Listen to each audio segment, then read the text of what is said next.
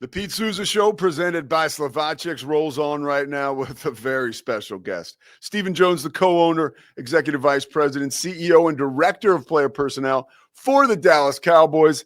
It is also his father's birthday today, the great Jerry Jones.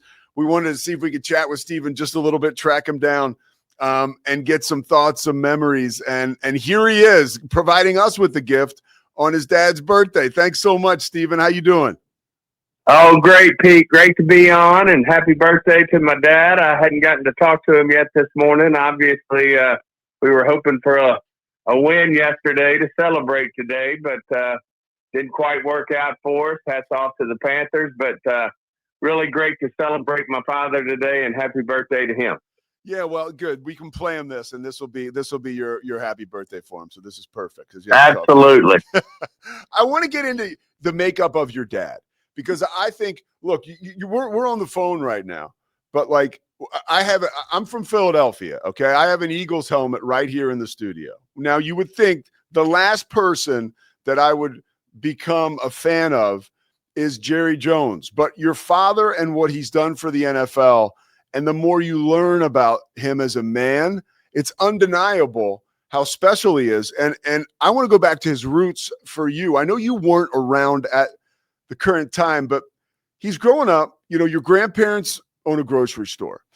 How much of your father's determination and work ethic today were born in that grocery store in Arkansas so many moons ago?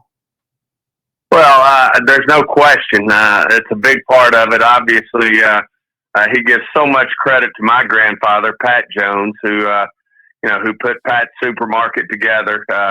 He grew up in the, back in the recession and the depression. If you was more than a recession, it was a depression, and has so much respect for work ethic, for being innovative in ways to provide for your family and create money in a time where it's very difficult to do. And the best thing he could leave with anybody was work ethic. And he had Jerry greeting at grocery stores, in a suit with a tie when he was 6 years old. So Jerry learned right away work ethic. He learned marketing. He learned smiling and shaking people's hand, and the value of relationships with people, because that's what my grandfather was. He knew everybody in his area, in the town there, and they all wanted to come and support his market and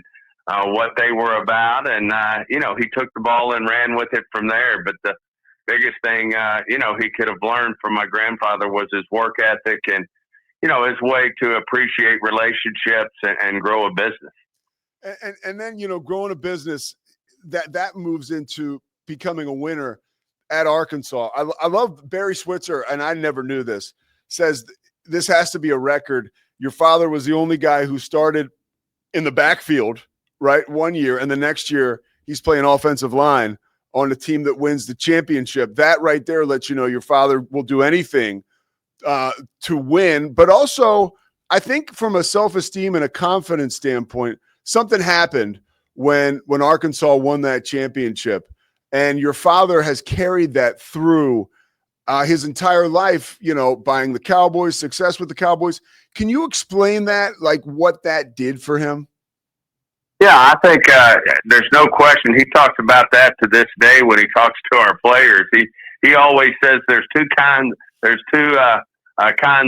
football. One is football, one isn't. He goes, when you're a running back, a quarterback, a receiver, a DB, a linebacker, a safety, he goes, that's the fun part of football. He goes, then there's where the real men work, and where you really earn a keep is in the offensive line. And he tells the story to this day about wanting to hang him up when his coach came to him and said, "Hey, we want to move you from fullback to guard," which was a pulling guard. And I think soaking wet, he was about 180 pounds, and I think he even played in the Cotton Bowl, the national championship game, at about $170. So it was an eye opener, but he had some great advice.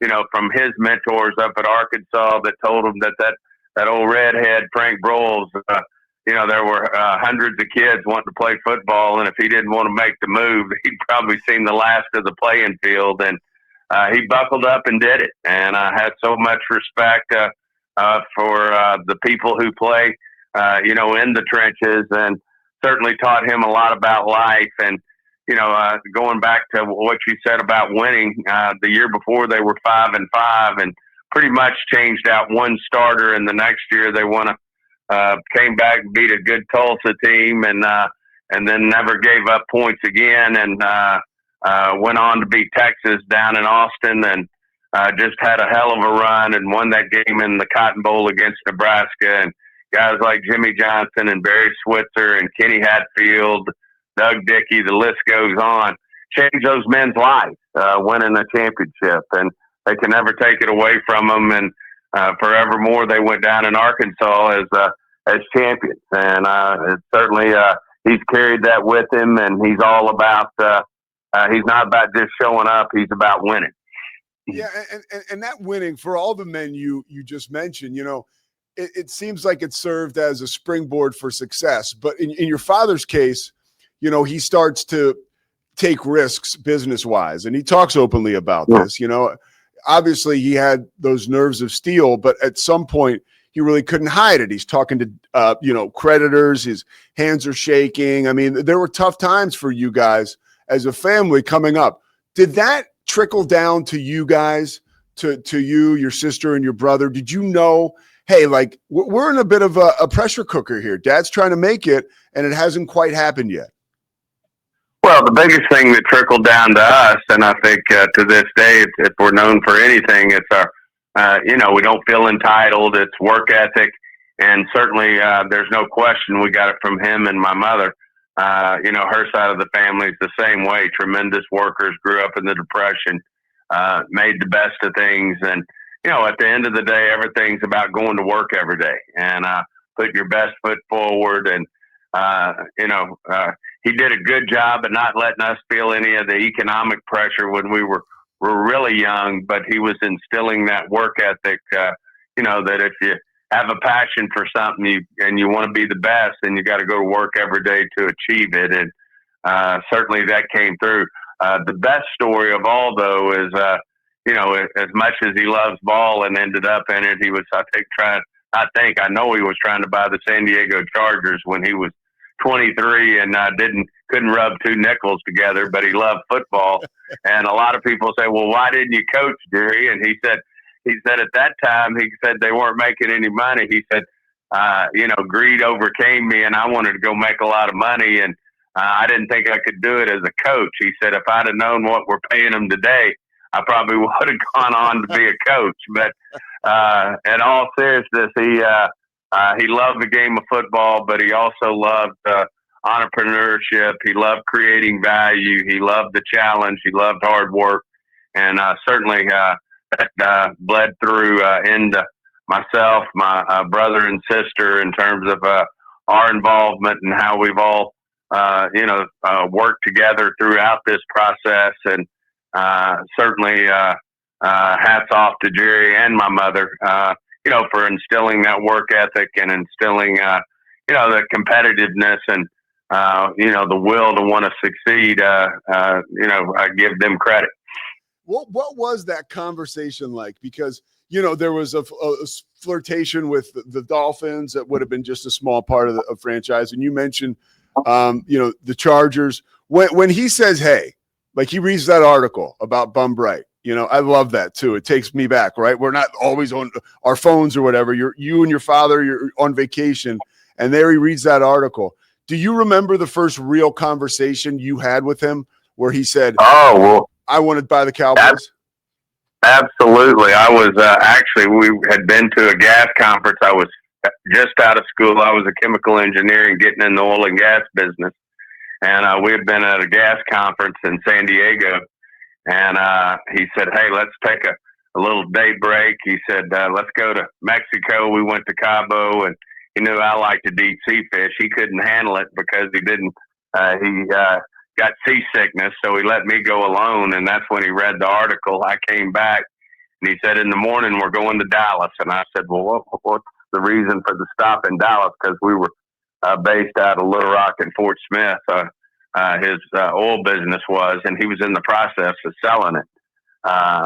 He was going to sell his production and everything, and knew he was going to have some money at this point versus where he was at 22 when he was trying to buy the Chargers and borrow all the money. But he said, we're going to go through Dallas. I just read where the Cowboys may be for sale, and I want to stop through there. And he said, this will be a good little learning experience. And I'll never forget meeting with Mom. And he said he was going to sell the team. I don't think he gave Jerry a lot of credence at the moment, but I'll never forget that. And then, the rest is history. We started proceeding to buy the team, and but he read about it in Mexico and Cabo San Lucas, and went through Dallas on the way back. And before we knew it, we owned the Cowboys. And I thought I was going to spend my life in the oil fields being an engineer and drilling gas wells, and ended up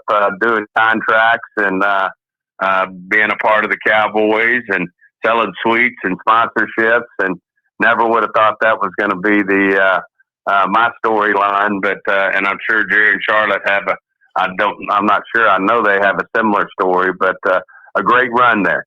And one of the best, but by the way, you're a great son on his birthday, to not mention what he has mentioned before is that he was hungover, right in Cabo. That's why he stayed. That's why he stayed back. So he was. Yeah, you're. We've been to the old giggling marlin, and he was being a good father, teaching me how to hang upside down like a marlin and take tequila shots. So you guys, and that story right there. I think, watching the most recent of the documentaries, The Gambler and His Cowboys, so well done on Netflix. I'm watching it with my fiance, born and raised in Flower Mound, right? Double Oak woman. And she turns to me during the documentary and she's like, I like him so much more now, talking about your father. And that's the best part about that, is your father is always so authentic. But one of the things that I think really draws people in is his real true commitment to his family, to his wife, to his kids, and saying, not only are we going to do this, right? We're going to try to climb Everest, but we're going to do it together. What is that like when you guys are working together, that closed fist, that hand that can do so much good stuff together, as opposed to, and honestly, I'm not trying to throw shade at anybody, but then I look, at the Bus family. They just couldn't keep it together like you guys have. What has been the secret sauce for you guys to work together so well and have such great success? Well, I'd start with, to me, it's not surprising, when people say, well, I never knew Jerry was a family. I mean, I've always known that, and that's always been, what he's all about.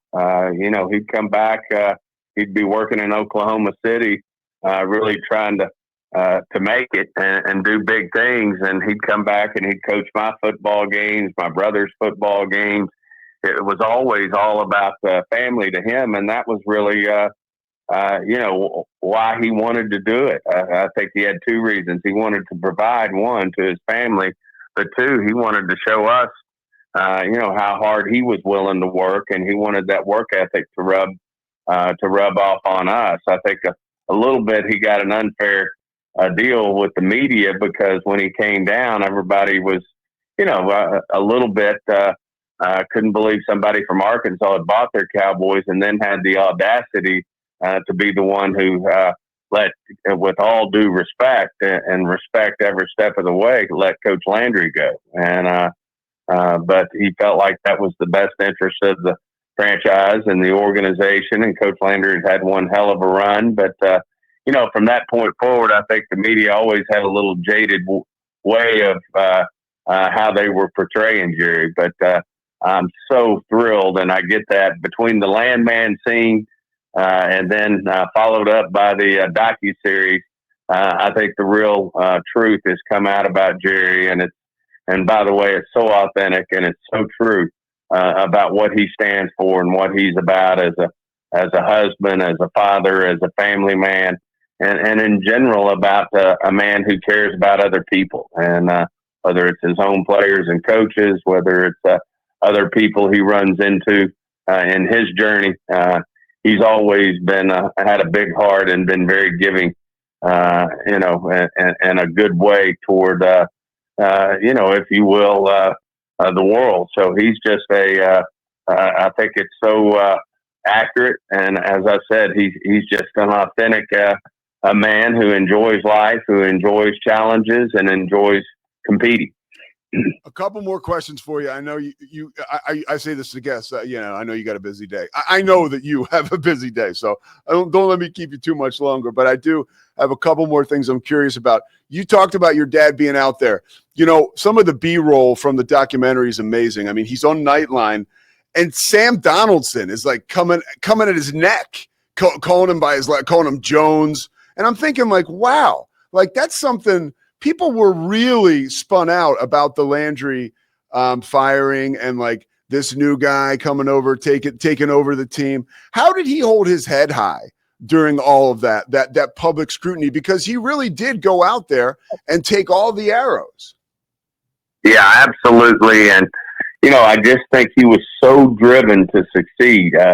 He as he said, he packed his bag for good when he came down for the press conference. And my mother, being the wonderful lady she is, just figured out how to get the rest of us. I was out of college, so for the most part, we were handling ourselves. But she sure got his stuff. And, as they say, they burned all the bridges behind him, and he knew there was no turning back. And there were rough moments that we would share as a family, but he never let them know that, that he might be having an off day or something like that. But we literally, the first 18, 24 months, Jerry and I, we wouldn't get, the hotel was right down the street. We wouldn't get to the hotel till 2 or 3 in the morning. We'd be back at it at 6. And there was just no turning back. And he had a passion for it. And no matter what the challenges were, he was up for them. And,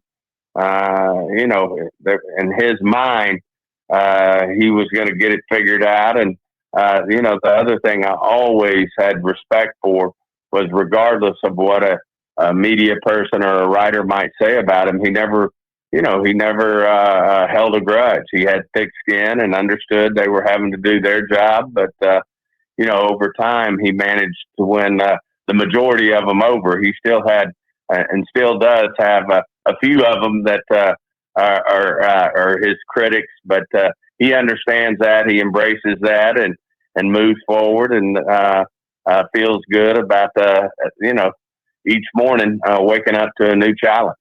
It's I love how you mentioned that, because he seems like someone that has he seems like someone that's dealt with therapy to make himself better. I mean, he is so self-aware, whether that's natural or whether, like me, I go to a therapist, like whatever that is, it's very real, and he's very self-aware. And he talks about buying the Cowboys, and he gets emotional talking about it. Like, I had danced with the devil when I bought the Cowboys, and it took a toll, and maybe it kind of mentally shifted me a little. And now you enter the fray, as a capologist early on, and then in personnel. Was there a moment for you when you started to work with your dad, like in real fiery situations, where you were like, oh boy, like this isn't dad anymore. This is Jerry, and we work together, and he has a passion like I've never seen in the role as a dad.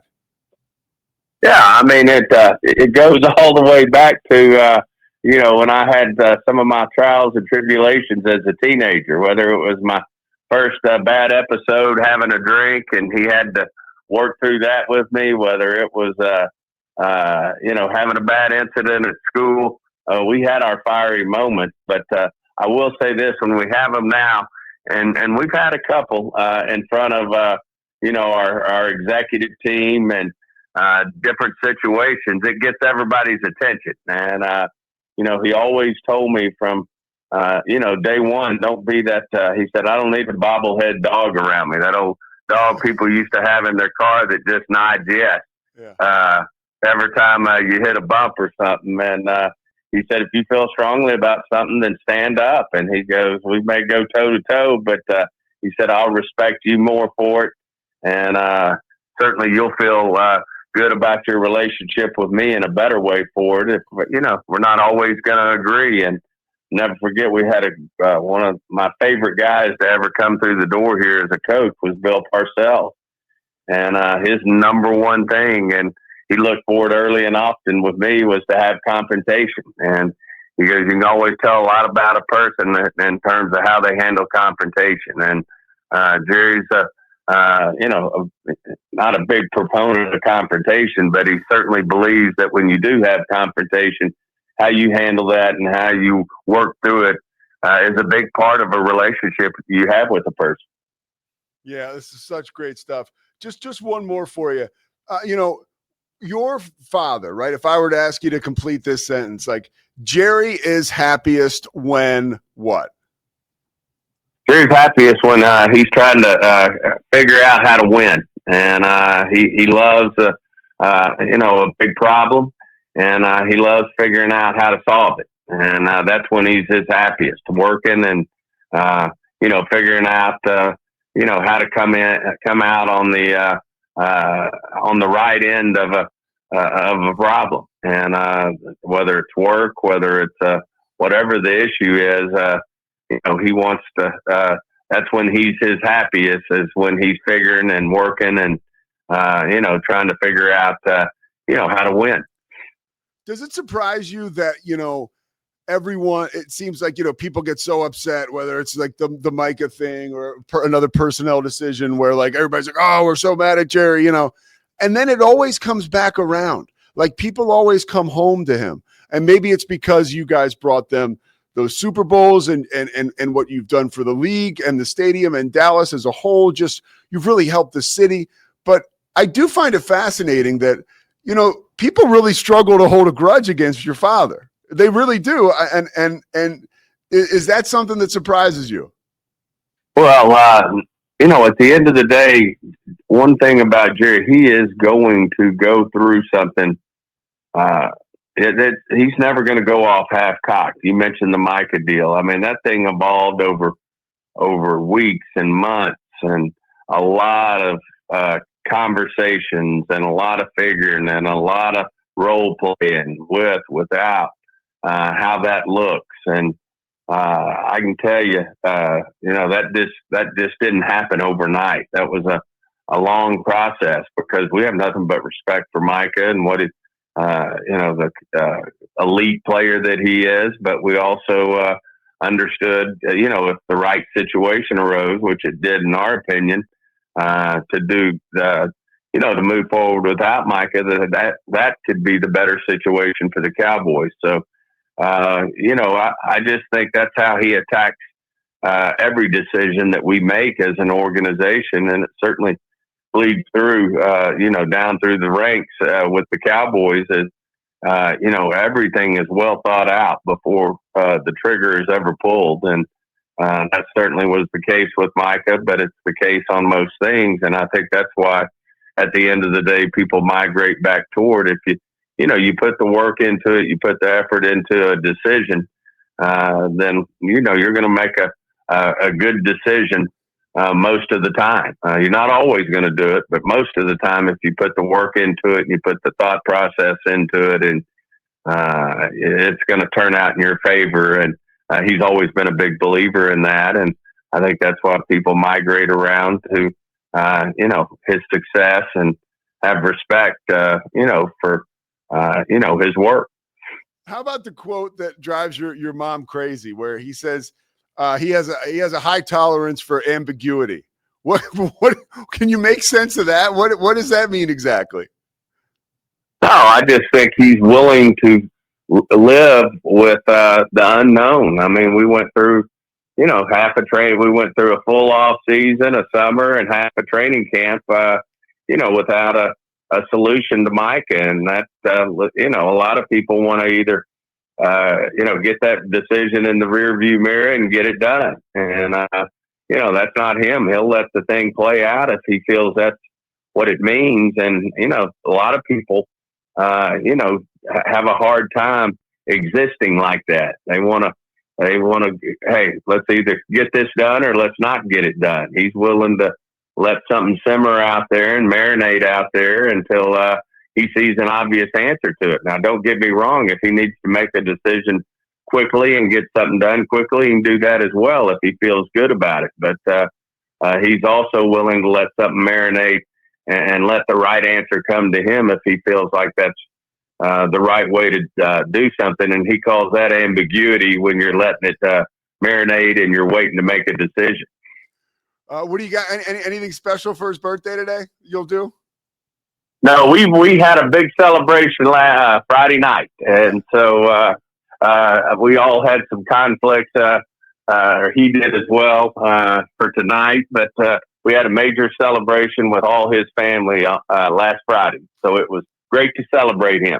Hey, Stephen, thank you for taking the time to celebrate him. He has brought myself as just a huge NFL fan, the kid waking up watching NFL films, in the 80s, like all day long.